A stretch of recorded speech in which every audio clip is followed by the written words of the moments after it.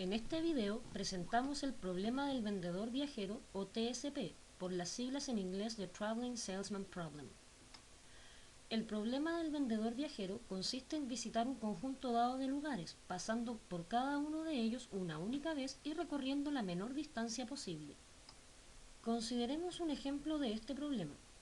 Benjamín está a punto de cumplir 10 años, por lo que su mamá le está organizando una fiesta a la cual podrá invitar a sus 3 mejores amigos, Javier, Francisco y Alejandro.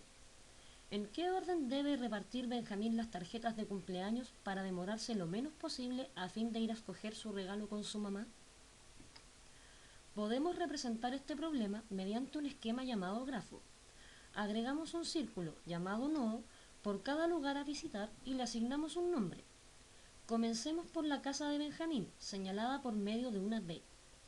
Agreguemos ahora la casa de Javier, señalada con una J.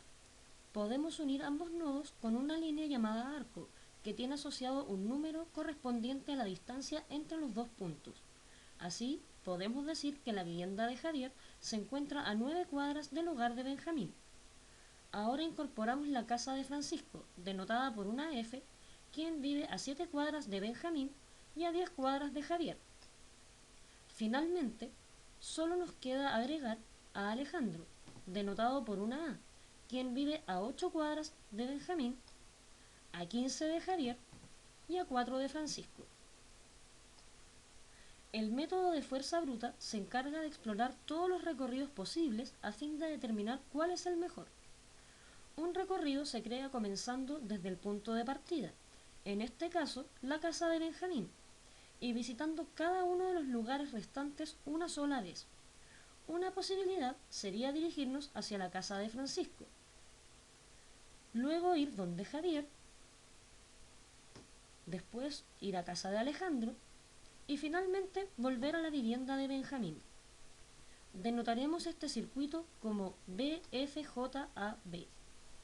Si consideramos ahora todos los recorridos, tenemos que agregar los siguientes: BFAJB, BJFAB, BAFJB, BJAFB y BAJFB.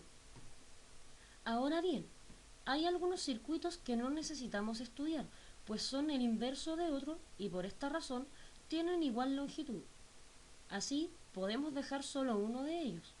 Esto es lo que ocurre en el ejemplo con los pares de circuitos BFJAB y BAJFB.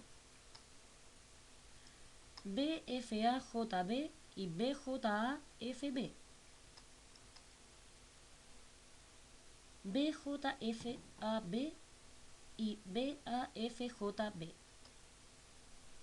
Ahora debemos determinar la distancia total de cada circuito, por lo que sumamos las distancias existentes en cada par de nodos.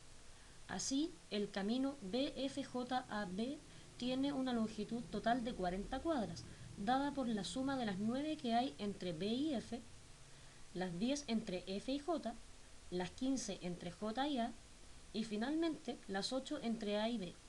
Similarmente, el circuito BFAJB tiene 35 cuadras y el circuito BJFAB 31. Ahora comparamos las extensiones de cada circuito y vemos que el más corto es aquel de 31 cuadras, por lo que esa es la solución óptima.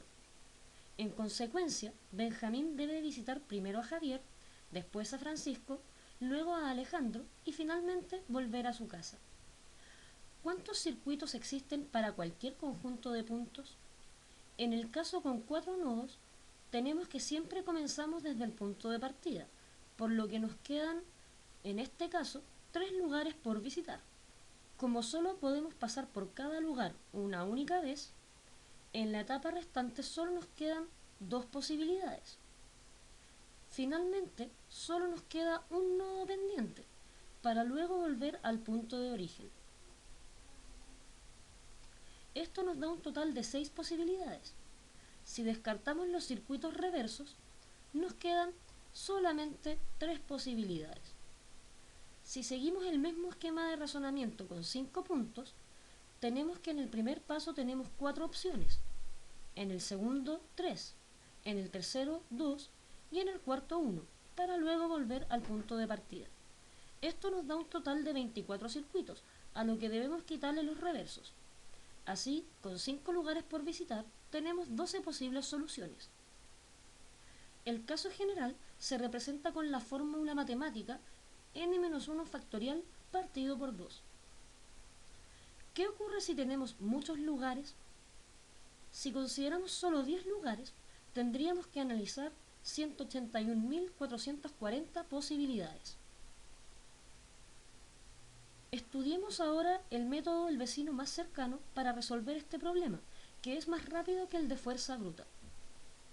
Supongamos primero que la mamá autorizó a Benjamín para invitar también a Esteban, quien vive a 20 cuadras de Benjamín, a 5 cuadras de Javier, a 11 de Francisco y a 17 de Alejandro. Comenzamos en la casa de Benjamín y buscamos cuál de sus amigos vive más cerca.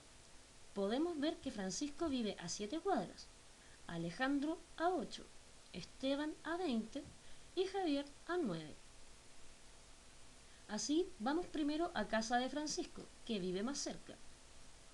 Después tenemos que determinar cuál de los amigos faltantes vive más cerca de Francisco.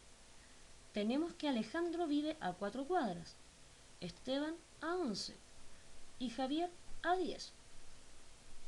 En consecuencia, nos dirigimos a casa de Alejandro. Ahora debemos decidir a dónde ir desde la casa de Alejandro.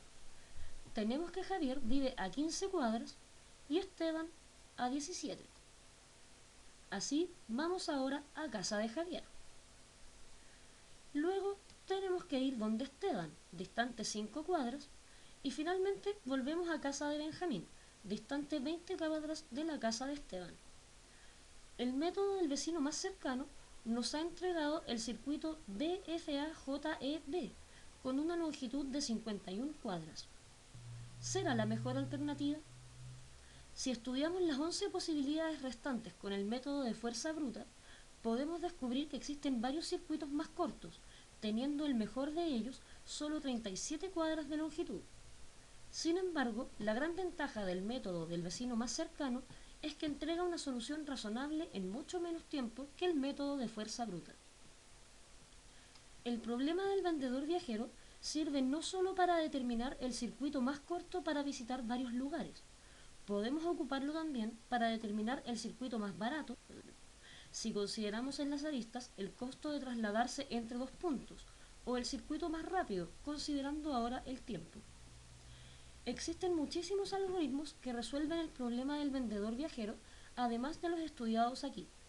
Algunos de ellos entregan soluciones muy buenas, aunque su complejidad es muchísimo mayor. Se pueden considerar algunas variantes para este problema.